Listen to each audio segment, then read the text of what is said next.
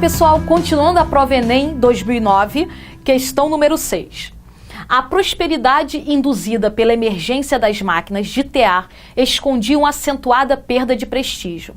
Foi nessa idade de ouro que os artesãos ou os tecelões temporários passaram a ser denominados de modo genérico tecelões de teares manuais, exceto em alguns ramos especializados. Os velhos artesãos foram colocados lado a lado com novos imigrantes, enquanto pequenos fazendeiros tecelões abandonaram suas pequenas propriedades para se concentrar na atividade de tecer. Olha o que ele está te dizendo até agora. Antigamente, o cara conseguia ter a sua atividade de tecer e, ao mesmo tempo, a sua propriedade. Agora, a gente percebe que, à medida que eles passam a ser trabalhadores de fábricas, junto com vários imigrantes, um fluxo migratório, à medida que eu passo a ter tudo isso, a gente tem esses fazendeiros separando. Ou seja, alguns passam a ser funcionários da fábrica, outros mantêm a pequena propriedade, mas já não dá mais para fazer as duas coisas. Reduzidos à completa dependência dos teares mecanizados, processo industrial, ou dos fornecedores de matéria-prima, os tecelões ficaram expostos a sucessivas reduções dos rendimentos. Ora, ele está te falando do desenvolvimento do processo industrial, em que a gente tinha aquela base de produzir de forma, cada um desenvolvia de maneira em casa, na sua propriedade, em pequena escala, até o momento que a gente percebe que essa pequena escala é insuficiente e começa a desenvolver a maquinaria para ter uma grande expressão de produção. Essas maquinarias, essas fábricas começam a contratar, e o indivíduo passa a ter uma carga horária muito elevada e distanciando da sua pequena propriedade. E a gente começa a ter aí a ideia de mão de obra do campo, mão de obra do espaço da cidade. Esse espaço da cidade é um espaço mais recente, ligado à indústria. De qualquer forma, a gente passa a ter o trabalhador de duas formas diferenciadas. Eu não consigo mais fazer as duas coisas. Eu não consigo mais olhar a minha propriedade e produzir ali na minha casa, ali na minha residência, ali na minha propriedade. Eu agora sou funcionário de uma fábrica. Desenvolvimento industrial. Com a mudança tecnológica ocorrida durante a Revolução Industrial, a forma de trabalhar alterou-se por quê? Ora, segundo o texto, o que aconteceu? Lembrando aí de Revolução Industrial. Quando a gente lembra de Revolução Industrial, a gente lembra da primeira, da segunda e da terceira Revolução Industrial. Qual é a base da primeira Revolução Industrial? Lembra que a primeira Revolução Industrial tem como marco a Inglaterra? Primeira Revolução Industrial, a gente marca aí a Inglaterra, e ela vai se espalhando da Inglaterra para os países da Europa.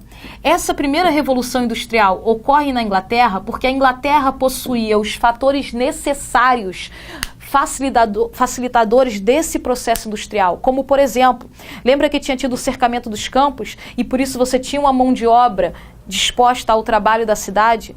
Lembra que você tinha o carvão mineral com muita facilidade, fator esse que favoreceu a primeira revolução industrial, carvão mineral, um avanço do transporte marítimo. Então são fatores, por exemplo, que facilitaram capital, dinheiro, facilitaram o processo industrial na Inglaterra. Essa primeira revolução industrial, como base o carvão mineral, ela acaba tendo como indústria de destaque a indústria têxtil. É só você lembrar assim, por que desenvolve indústrias? Qual o objetivo de se desenvolver a indústria? Ora, porque o que eu produzia ali na minha casa já não era suficiente para toda a sociedade. Eu precisava aumentar a quantidade. E para aumentar a quantidade, vem essa ideia de indústria para aumentar a quantidade. Consequentemente, o que eu precisava de maneira emergencial? Bens de consumo não duráveis, roupa, alimento, remédio, bebida. Então, a gente passa a ter a indústria têxtil em grande destaque. Ora, temos a primeira revolução industrial espalhando pelos países da Europa, ao ponto de você classificar a segunda revolução industrial como, além dos países da Europa, já chegando à América anglo-saxônica, Estados Unidos, Canadá. Essa segunda revolução industrial que a gente coloca já países centrais, a gente classifica agora com o grande uso do petróleo, desenvolvendo aí a indústria automobilística. Aí a gente começa a trabalhar com a indústria automobilística, só lembrando que a indústria automobilística, ela vem naquela ideia do Fordismo. A indústria automobilística vem naquela ideia do Fordismo, que era a produção em massa, sem diversidade, produção tudo igual. Vamos produzir carros preto, preto, preto, preto, ou seja, tudo igual, porque eu não sabia diversificar. Essa minha produção era em massa, essa minha produção era com estoque, o que necessitava um mercado consumidor amplo, já que eu produzia em massa.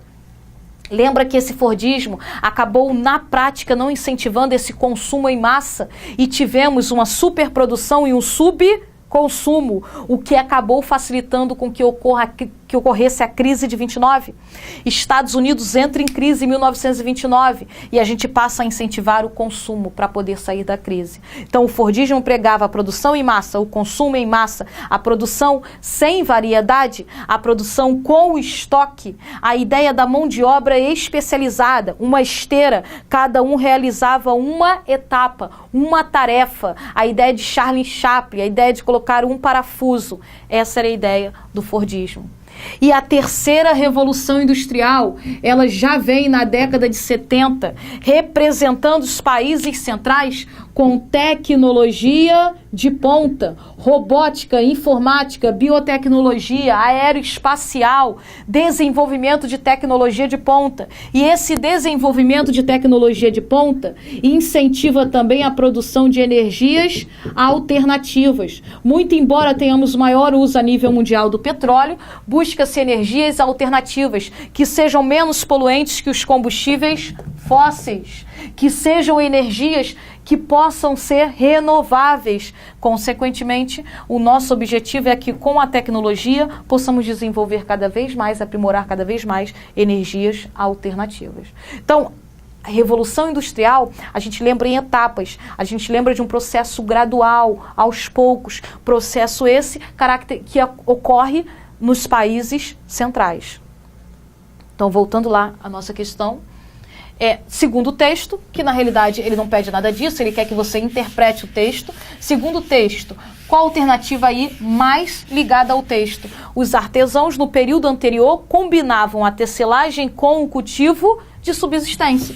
E hoje, ou eles estão na pequena propriedade, ou eles estão na tecelagem. Ou um ou outro. Eu não consigo mais associar a produção do campo com a tecelagem. Por isso, letra D é só um resuminho do que ele te mostra no texto. A próxima questão coloca assim, ó. Até o século XVII, as paisagens rurais eram marcadas por atividades rudimentares, de baixa produtividade. Rudimentar, precária, obsoleta, de baixa produtividade. A partir da Revolução Industrial, porém, sobretudo com o advento da Revolução Tecnológica, houve um desenvolvimento contínuo do setor agropecuário. São, portanto, observadas consequências econômicas, sociais e ambientais interrelacionadas no período posterior à Revolução Industrial, as quais incluem... Então, vamos lá. Antes de ler as alternativas, vamos analisar o que ele te colocou aqui. Quando eu analiso até o século XVII, as paisagens rurais, elas eram vistas como rudimentares e de baixa produtividade. Já que o conceito apareceu aí, vamos já colocar ele aqui, embora não seja importante para a questão, mas para a gente já ir familiarizando. Quando eu falo produção e falo produtividade, eu tenho diferenças. Produção é relativo ao total. O Brasil tem uma grande produção agropecuária, total. Quando eu falo produtividade, eu estou falando do total por área. Eu estou falando do aproveitamento da área. Então, olha só. O Brasil você sabe que é um país de grande concentração de terras, ou seja, concentração fundiária, concentração de terras. O Brasil, ele tem uma pessoa dona de uma quantidade de terra absurda. Então temos uma grande concentração de terras no Brasil. Lembra que a gente tem mais ou menos isso daqui, olha só. Imagina que isso daqui represente um espaço de uma região brasileira. Eu vejo nesse espaço, tudo isso daqui, esse espaço inteiro aqui, ó, ocupado às vezes por 2 latifúndios só, que são propriedades imensas. E aí eu olho para um pedacinho aqui, pequenininho, e tem vários minifúndios, 10 mil minifúndios. Olha só, a maior parte, quando eu vou contar, é minifúndio. Mas o minifúndio ocupa uma quantidade de terra mínima, reduzida, enquanto que as terras são ocupadas, em maior parte, por latifúndio. Então, tem em quantidade mais minifúndios, mas em área ocupada os latifúndios. Isso mostra a concentração de terras que eu tenho no Brasil. Latifúndio, ele representa uma propriedade de tamanho porte que, em geral, ela representa uma proporção total ou parcialmente improdutiva. Ou seja, quando eu olho para o Brasil e eu vejo que eu tenho grandes proprietários, grande parte dessa grande propriedade, ela produz para o mercado externo. Grande parte, por exemplo, das propriedades do Brasil produzem a soja para o mercado externo. Produzem a laranja para o mercado externo. Ora, então, quando eu vou analisar, eu vejo que o total de soja vendido pelo Brasil é muito alto. Então, o Brasil tem uma grande produção de soja. Só que, muitas vezes, o cara tem um pedaço de terra tão grande que ele não aproveita muito bem. Ele desperdiça território. Ele não aproveita o espaço por inteiro. Ele deixa pedaços abandonados, vazios. Isso, quando você deixa a área sem aproveitamento, você diz que a produtividade é baixa. Então, a produtividade é aproveitar o espaço. A produção é o total. E daí a gente tem 2 nomes. Quando eu tenho uma produtividade alta, a gente diz que o tipo de agricultura, por exemplo, é intensiva. Aproveitou muito bem o espaço, é intensiva. No Brasil, a produção pode ser alta, mas em geral a produtividade ela é baixa. A gente não aproveita muito bem o espaço, porque uma pessoa tem tanta terra que desperdiça a terra. Então, por isso, a gente diz que a agricultura, ela predomina a característica extensiva. Então, no Brasil, eu tenho mais a característica de um sistema agricultura extensiva do que intensiva. Então, voltando, foi só porque o termo apareceu ali na questão.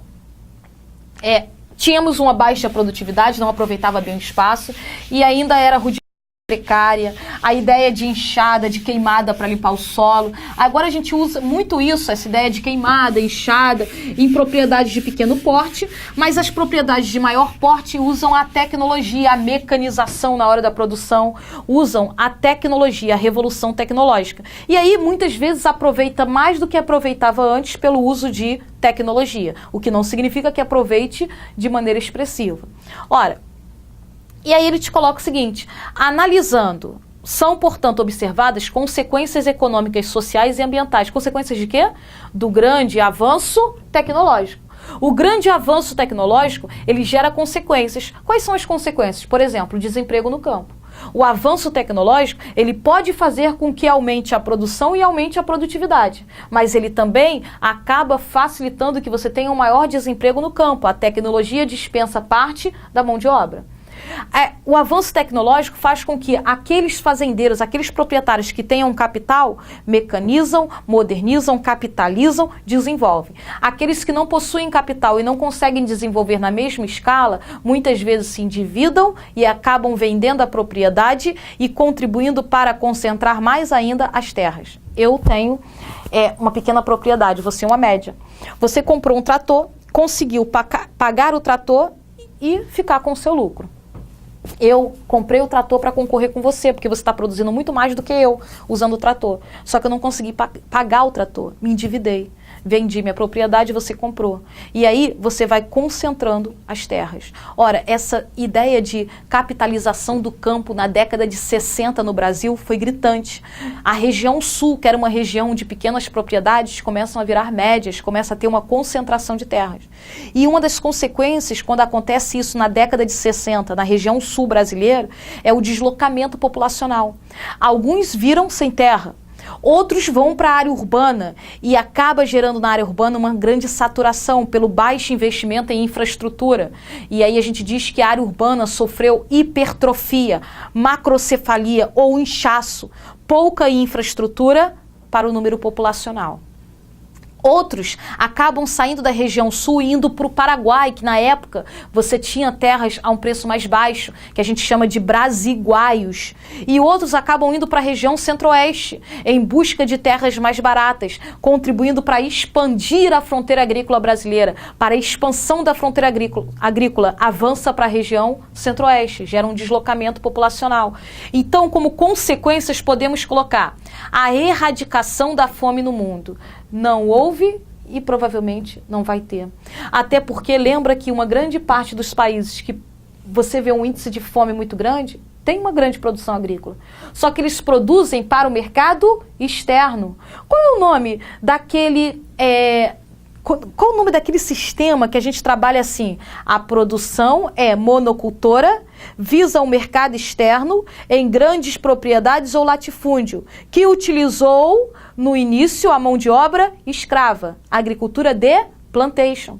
Então, quando você pega o continente africano, você vê, por exemplo, uma grande característica disso. Produzem o amendoim, mas para o mercado externo e não para a cesta básica. Então, são áreas de grande produção agrícola, mas áreas de fome no mundo.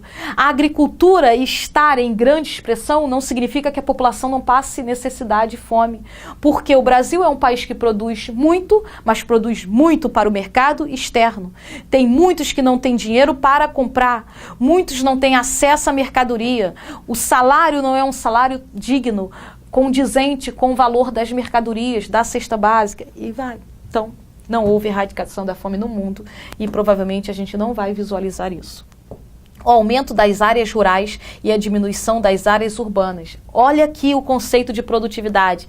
Para que eu aumente a minha produção, eu não preciso aumentar a minha área. Olha só, antes eu produzia nesse quadradinho 10.000 toneladas de soja. Agora, no mesmo quadradinho, finge que é do mesmo tamanho, eu consigo produzir 20.000, porque eu usei mais tecnologia. Houve o aumento da produtividade, não significa que houve o aumento da área rural.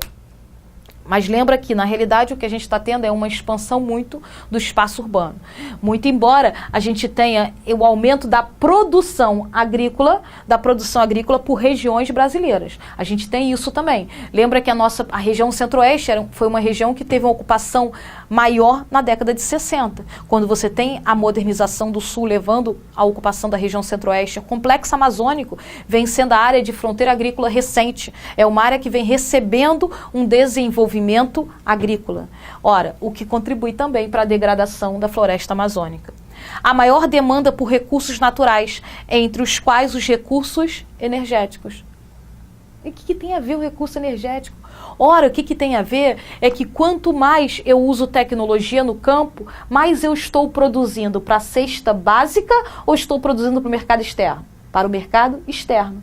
E vamos lá, produzindo para o mercado externo o que, por exemplo? Ora, a gente produz a soja, a gente produz a cana-de-açúcar. Ora, cana-de-açúcar, recurso energético. Ora, a área rural vem sendo uma área em que está desenvolvendo uma produção agrícola para energia da biomassa. O que é energia da biomassa? A energia da queima de material orgânico. Por exemplo, temos aí, no nosso caso, Brasil, o etanol. Então, vem se desenvolvendo na área rural, aumentando a fronteira agrícola e gerando uma degradação ambiental. A menor necessidade de utilização de adubos e corretivos na agricultura. Ora, corretivos na agricultura pode ser, por exemplo, adubo. para você facilitar a produção agrícola. Corretivo na agricultura pode ser, por exemplo, a melhoria do solo ácido. Ora, a região centro-oeste possui naturalmente o solo ácido. O processo de correção desse solo é chamado calagem do solo, tornando o solo favorável à produção. Isso vem ocorrendo mais para expandir mais a agricultura. Contínuo aumento da oferta de emprego. Não. À medida que avança a tecnologia, eu não tenho a oferta de emprego, pelo contrário, eu vou tender a ter um desemprego no setor primário da economia frente à mecanização. A mecanização aumenta o desemprego e não o emprego. Então, na realidade, é a letra C, mas não necessariamente você ia pensar ao ler o texto em recursos energéticos, você podia pensar em produção para o mercado externo só, mas você ia vendo pelas alternativas e conseguiria encaixar essa com a melhor.